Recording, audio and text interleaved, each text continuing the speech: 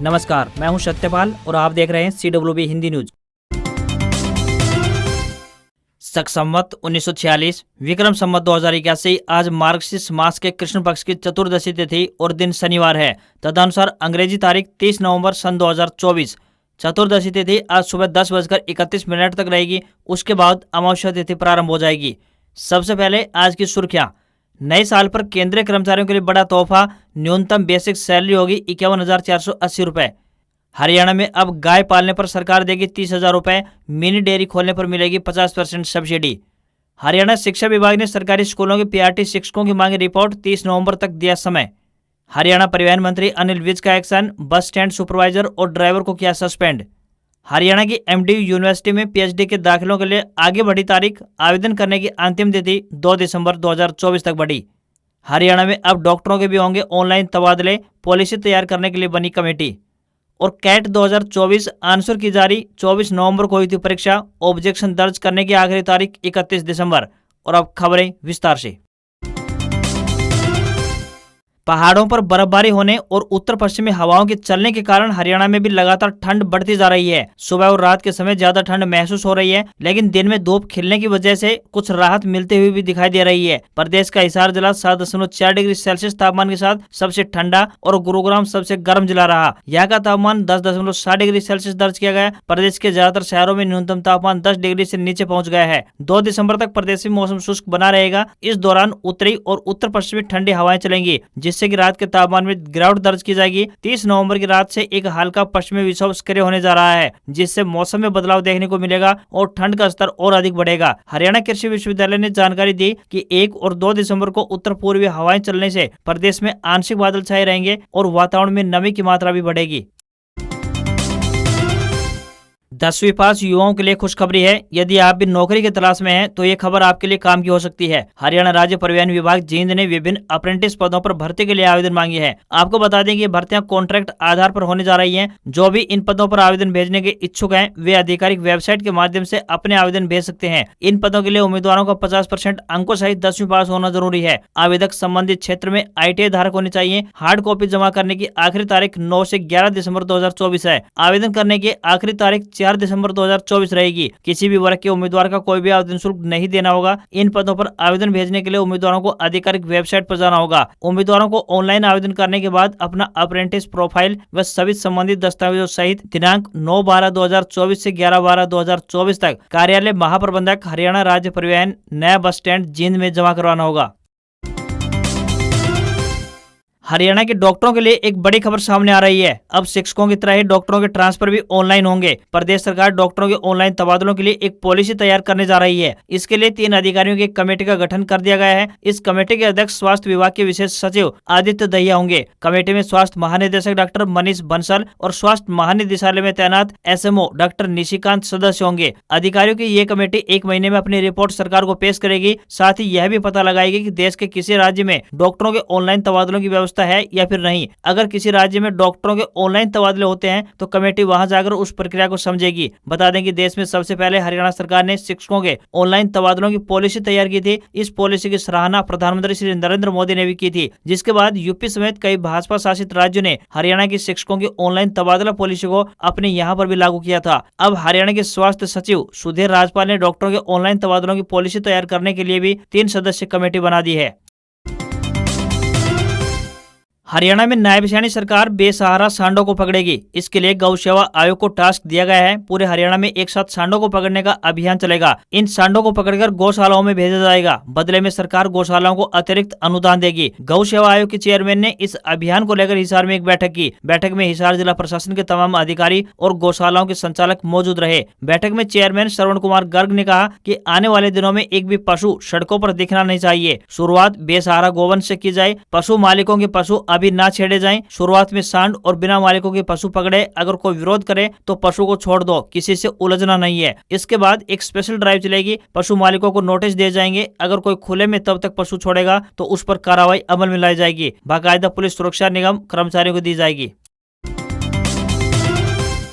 साल 2024 खत्म होने की ओर अग्रसर है और नए साल के अवसर पर केंद्र सरकार द्वारा केंद्रीय कर्मचारियों के लिए बम्पर सैलरी का तोहफा दिया जा सकता है। अभी तक केंद्रीय कर्मचारियों को 18,000 रुपए न्यूनतम बेसिक सैलरी मिलती है, जिसे बढ़ाकर 51,480 रुपए किया जा सकता है। आपकी जानकारी के लिए बता दें कि सरकार 8वें वेतन आयोग के गठन पर विचार कर रही है। यदि ऐसा हो जाता है तो कर्मचारियों की सैलरी में बम्पर इजाफा देखने को मिल सकता है। 8वें वेतन आयोग के गठन के बारे में सरकार द्वारा आधिकारिक रूप से कोई घोषणा नहीं की गई है, लेकिन ऐसा माना जा रहा है कि सरकार न्यूनतम सैलरी और पेंशन में 186% का इजाफा कर सकती है। वर्तमान में 7वां वेतन आयोग लागू है। अनुमान है कि दिसंबर के महीने में इस विषय पर बैठक का आयोजन किया जाए। 8वें वेतन आयोग के गठन के बाद देश भर के करोड़ों कर्मचारियों को सैलरी में बम्पर इजाफा हो जाएगा।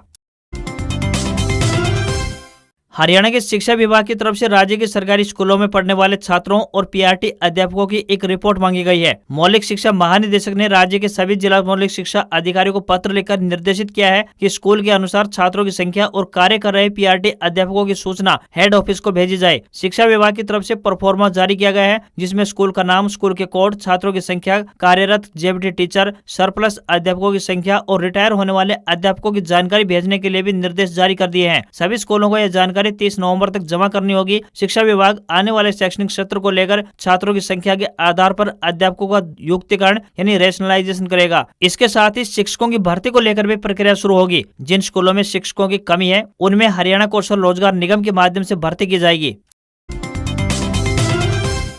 हरियाणा पंजाब के खनौरी बॉर्डर से हिरासत में लिए गए किसान नेता जगजीत सिंह डल्लेवाल रिहा हो गए। शुक्रवार को पंजाब पुलिस व प्रशासन के किसान नेताओं से मीटिंग हुई, जिसमें पुलिस ने डल्लेवाल को रिहा करने की बात मान ली। इसके बाद देर शाम डल्लेवाल लुधियाना के डीएमसी अस्पताल से बाहर आए। उन्होंने बाहर आने के बाद कहा कि जिस वार्ड में मुझे रखा गया वहाँ मोबाइल फोन तक ले जाने की इजाजत नहीं थी। अगर मुझे मौनव्रत पर नहीं बैठना होता तो पुलिस वालों की चाय पी लेता। मुझे इमरजेंसी वार्ड में रखा गया था। मेरा किसी तरह का कोई ब्लड टेस्ट नहीं लिया गया, शुगर का भी चेकअप नहीं हुआ। अगर मेरी सेहत का इतना ख्याल था तो फोन जब्त क्यों किया? वार्ड में आए दूसरे मरीजों को भी फोन नहीं लाने दिया गया। मुझे नजरबंद रखा गया। मुझे इस दौरान कई बार कहा गया कि अनशन छोड़ दो। आंदोलन को रोकने के लिए सब किया गया। किसान नेता सरवण सिंह पंधेर ने कहा कि डल्लेवाल खनौरी बॉर्डर पर मोर्चे में शामिल होंगे। उनका मौनव्रत जारी रहेगा। डल्लेवाल के आने के बाद 1 दिसंबर के प्रदर्शन को लेकर फैसला होगा। एक दिन पहले किसानों ने 1 दिसंबर को संगरूर में सीएम भगवंत मान के खिलाफ प्रदर्शन करने का फैसला लिया था। उनका आरोप है कि उनकी लड़ाई 10 महीने से केंद्र की भाजपा सरकार के खिलाफ चल रही थी, लेकिन पंजाब सरकार ने किसानों के साथ धोखा किया। किसान नेताओं ने कहा कि वरिष्ठ किसान नेता जगजीत सिंह डल्लेवाल को हिरासत में लेने से ये साफ हो गया है कि केंद्र सरकार की तरह ही पंजाब सरकार भी आंदोलन को दबाने में लगी हुई है। सरवण सिंह पंधेर ने कहा कि 6 दिसंबर को किसान दिल्ली कूच की तैयारी में लगे हैं और हर जिले में किसानों को इसके लिए लामबंद किया जा रहा है।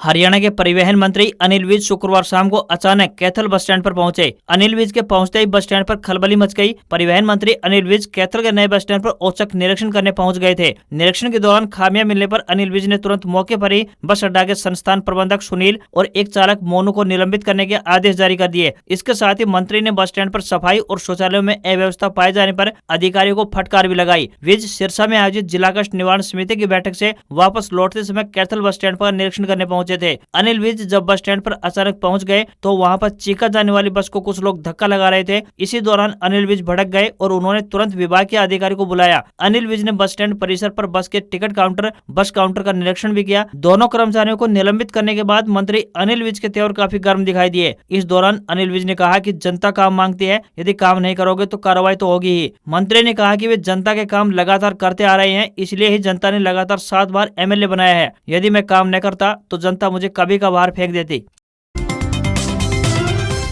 भारत सरकार द्वारा देश भर के नागरिकों की पहचान के तौर पर आधार कार्ड बनाने की शुरुआत की गई थी। भारतीय विशिष्ट पहचान प्राधिकरण द्वारा देश भर के सभी नागरिकों के आधार कार्ड बनाए जाने के शुरू कर दिए थे, लेकिन इस प्रक्रिया की शुरुआत को काफी समय बीत चुका है। बहुत से लोग ऐसे भी हैं जिन्होंने अब तक एक बार भी अपने आधार कार्ड को अपडेट नहीं करवाया है। ऐसे में भारत सरकार द्वारा जिन लोगों के आधार कार्ड 10 साल से पुराने हैं उन्हें अपडेट करवाने के निर्देश जारी किए गए थे। अब इस काम की अंतिम तिथि को बढ़ाकर 14 दिसंबर 2024 कर दिया गया है। अगर आप भी आधार कार्ड धारक हैं और आपने अभी तक अपना आधार कार्ड अपडेट नहीं करवाया है तो इसे समय रहते यानी 14 दिसंबर 2024 तक अवश्य करवा लें।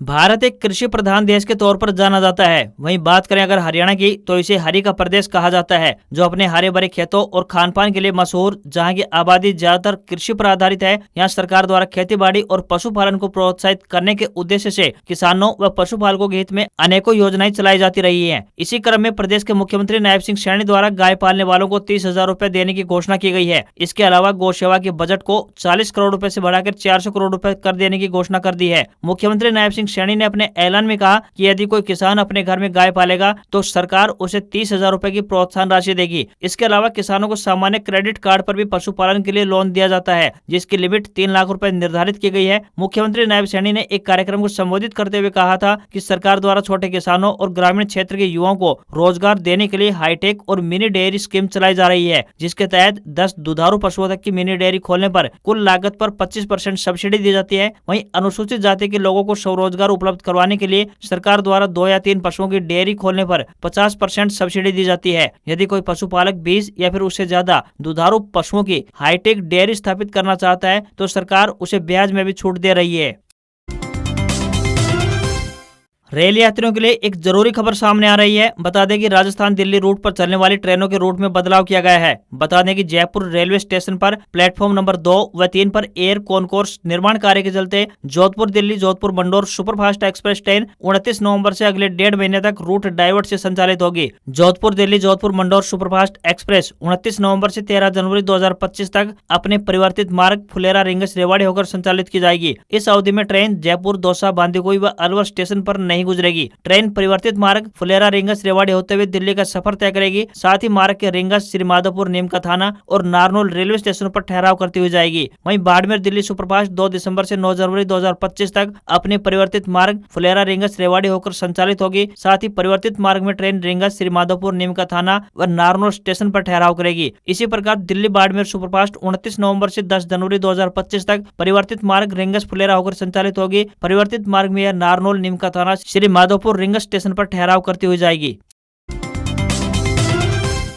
दिल्ली में शुक्रवार 29 नवंबर को कांग्रेस की वर्किंग कमेटी की एक मीटिंग हुई, जिसमें हरियाणा में पार्टी की हार को लेकर भी मंथन किया गया। इसमें पार्टी अध्यक्ष मल्लिकार्जुन खड़गे ने बताया कि आपसी एकता की कमी और एक दूसरे के खिलाफ बयानबाजी हमें काफी नुकसान पहुंचाती है। उन्होंने संगठन मजबूती, अनुशासन और एकता के फार्मूले पर काम करने के लिए भी कहा कि हमें तुरंत चुनावी नतीजों से सबक लेते हुए संगठन के स्तर पर अपनी सभी कमजोरियों और खामियों को दुरुस्त करने की आवश्यकता है। ये नतीजे हमारे लिए संदेश देते हैं। साथ ही बता दें कि कांग्रेस हरियाणा विधानसभा चुनाव में अपनी जीत को लेकर काफी आश्वस्त दिखाई दे रही थी, लेकिन परिणाम के दिन बड़ा झटका मिला। इस मीटिंग में राहुल गांधी के साथ सिरसा से सांसद कुमारी शैलजा, रोहतक से सांसद दीपेंद्र हुड्डा और राज्यसभा सांसद रणदीप सुरजेवाला समेत कई अन्य नेता शामिल रहे।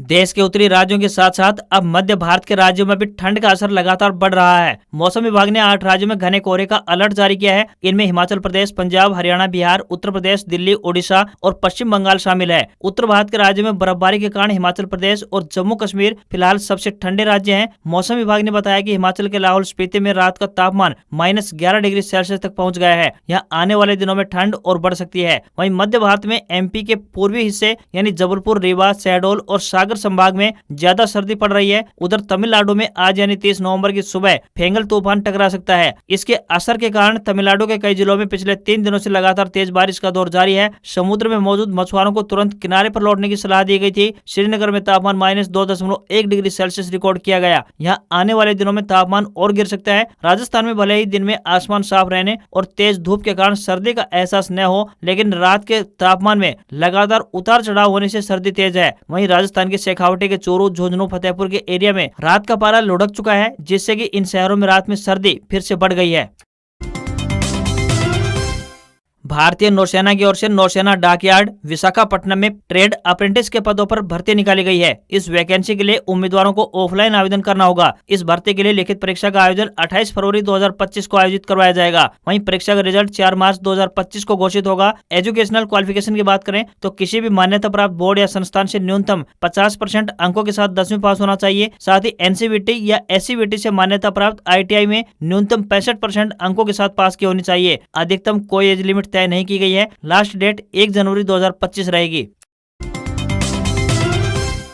हफ्ते के आखिरी कारोबारी दिन भारतीय बाजार में सेंसेक्स 759 अंक की तेजी के साथ 79,802 के स्तर पर क्लोज हुआ। निफ्टी में 216 अंक की तेजी रही और ये 24,131 के स्तर पर बंद हुआ। भारतीय एयरटेल, रिलायंस, आईसीआईसीआई बैंक और लार्सन एंड टूब्रो ने बाजार को ऊपर चढ़ाया, जबकि पावर ग्रिड, एसबीआई और नेस्ले इंडिया ने सेंसेक्स को नीचे गिराया। वहीं 10 ग्राम 24 कैरेट गोल्ड का भाव 451 रुपए बढ़कर 76,738 रुपए पर पहुंच चुका है। वहीं चांदी 1346 रुपए बढ़कर 89,250 रुपए प्रति किलो हो गई है। दिल्ली में 10 ग्राम 22 कैरेट सोने की कीमत 71,760 रुपए और 10 ग्राम की 24 कैरेट सोने की कीमत 78,260 रुपए पहुंच चुकी है। आज खबरों में बस इतना ही। देखते रहिए आपका अपना हरियाणा का सबसे बेहतरीन news channel CWB Hindi news. नमस्कार। इसी आशा के साथ आपका दिन शुभ रहे।